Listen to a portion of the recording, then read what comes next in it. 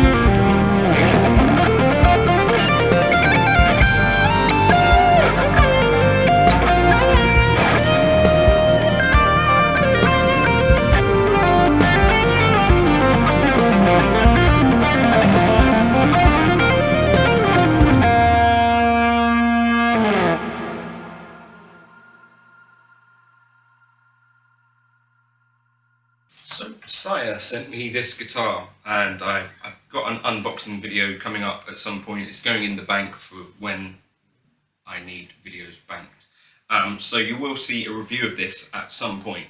Now, it made me ask the question, do people that do reviews, you know, like if you're reviewing for Guitar Magazine or Total Guitar, Guitarist, or if you're, you know, doing reviews on YouTube, and you've got some sort of relationship with the company, something stuck on my hand, do these people get sent different stock, different guitars to what is actually on the shelves? And I think there's a little bit more to this than, there's no quick and easy answer is essentially what I'm saying. I've actually had and bought a bunch of Sire guitars from Andertons, I think Tom Ann, as well as Sire have sent me some directly, like this one. And I wouldn't honestly say there's a massive difference in quality. And also Sire have actually sent me some guitars from Andertons. So the way that worked is they said, would you, I don't know, whatever it was, I might have asked, could I review the Sire T7? And they said, yeah, we'll send you one from Andertons. Or sometimes they might say, yeah, you can buy one from Andertons or buy one at a discounted price. So I have a little bit of experience in this. So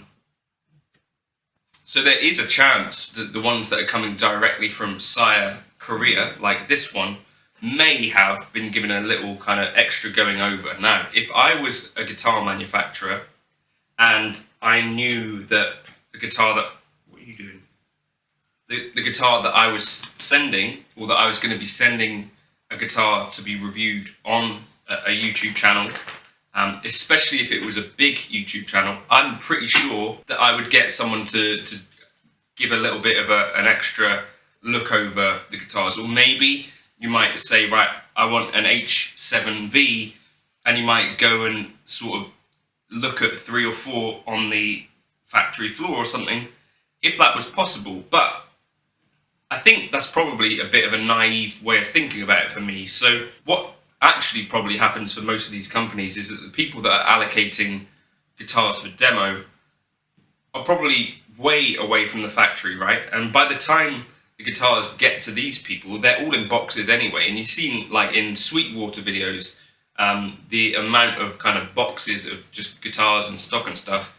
There would really be no great way to select a guitar on that basis. Probably just be picking something off a shelf, and it's kind of down to chance whether it's one that ends up being good or not. And that seems to me to be quite a common way that things, and probably the simplest and most obvious way to look at this stuff. Although, and this is an interesting thing to think about, kind of artists that are playing guitars. I think artists do get different kind of stock to most of us, because there's a few things that are going on.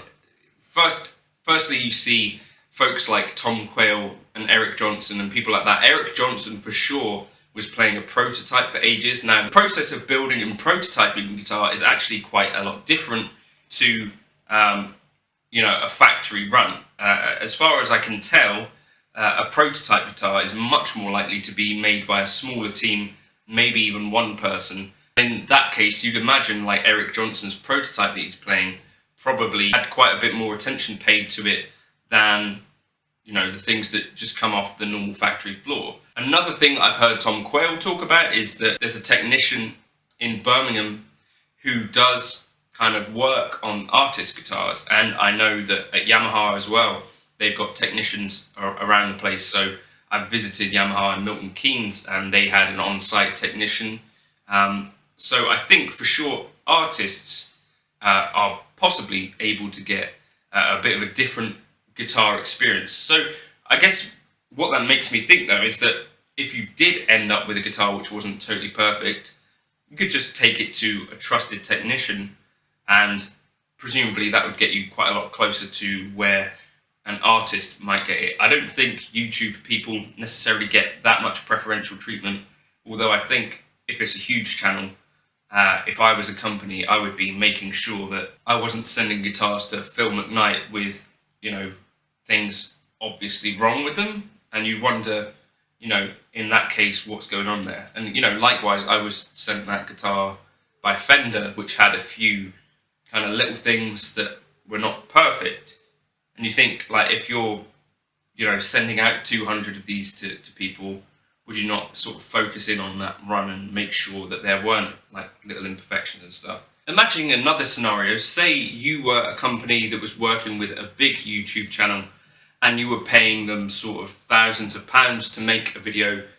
You presumably would have some sort of agreement where you might get to approve or request changes to content and stuff like that. In a situation like that, I think there's almost no chance that you'd leave it down to chance whether they got a good guitar or one with issues.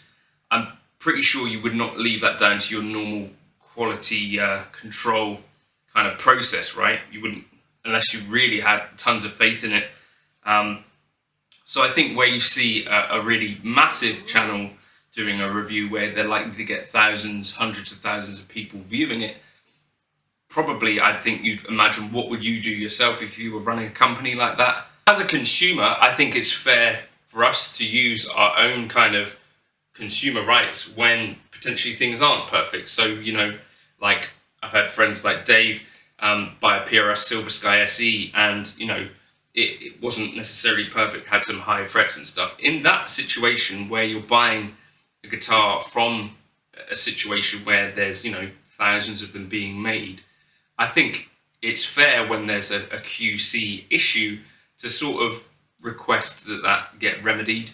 And so if that means sending the guitar back, or if it means asking the store to rectify the issue, I don't think it's necessarily on you to have to take it to a technician and get stuff sorted.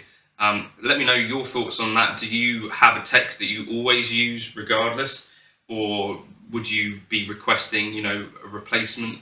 I don't know exactly what sort of issues you'd be thinking about for that, but say a situation where a saddle was always breaking a string, or a situation where you've got obviously fretwork that needs attention, high frets, fret sprout, these sorts of things, or obvious like issues with the appearance of the guitar where the binding might have issues and stuff like that. But I think what we need to do as consumers who buy some of this gear is to exercise some of our rights when we have them and just say, well, this guitar is not,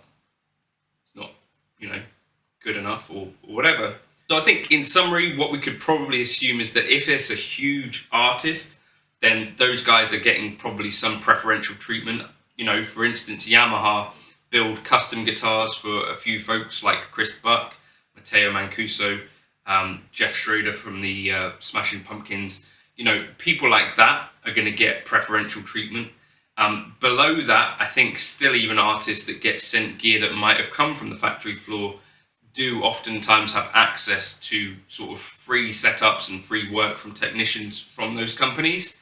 And then below that, I guess I'd naturally kind of expect companies to be selecting the best of their gear to be reviewed, but I don't think that's always the case. Kind of surprisingly, I think in some cases they are literally just sending a box, trusting their QC process, and in a lot of cases, I guess some reviewers might not disclose total issues if they're wanting to have an ongoing relationship with the company. But in a lot of cases, like the big guitar magazines and stuff like that are able to say, these are some of the issues that we've had, and because they have a long ongoing relationship with companies, I guess there's that understanding. And then there's this kind of little washy area of prototypes, which I think sometimes those do get sent to reviewers, and in which case, again, those are most likely not being made under exactly the same processes as in a factory. And the job, of course, of a guitar factory is to make the best guitar they can for the cheapest price, those are competing factors. Like there's the best guitar, which requires attention and perfection potentially, and then cost is the other factor that is bumping up against that.